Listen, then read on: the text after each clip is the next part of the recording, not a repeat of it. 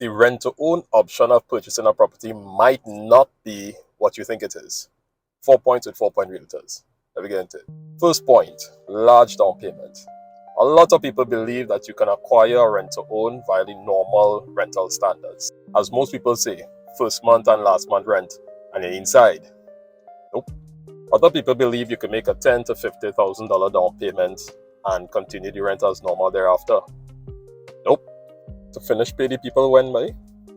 Banks and credit unions give 30 years to pay them off after a 10% down payment. Frank and Harry not doing that for you? Chrissy neither. Yeah, let me keep it balanced. We're in 2023. Yeah, but Chrissy not doing that for you either.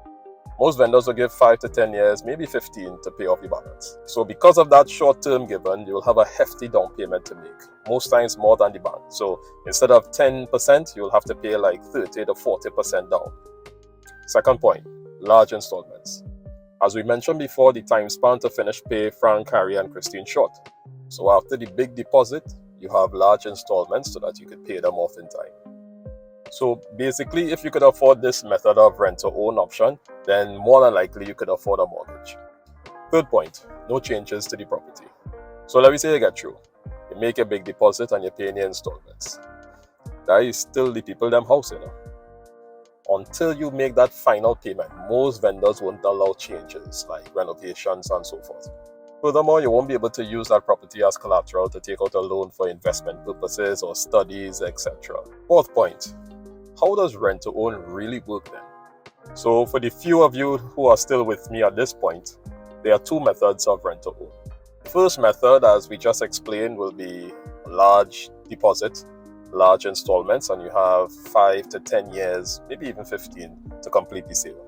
The second method is that currently you acknowledge that you're not in a position to acquire a mortgage. So you'd make an agreement that you would rent for a period of time, and at the end of that period, you purchase the property. Now that period is normally about 3 to 5 years, so don't get too excited. So if it's 5 years, at the end of the 5th year, you'll go back to the bank, and at that point you should be able to acquire the mortgage, and you go through the normal procedure of purchasing the property. Most times a percentage of the rental fee that you would have been paying over the 5-year period will go towards the down payment of the purchase of the property. If at the end of that 5-year period you're still not in a position to purchase the property, then you may be able to get an extension from the vendor.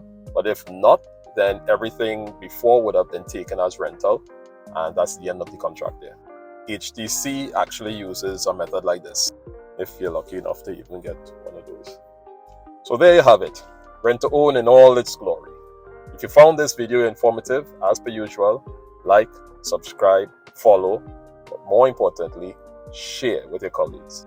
Feel free to leave comments, as I always enjoy engaging with you guys.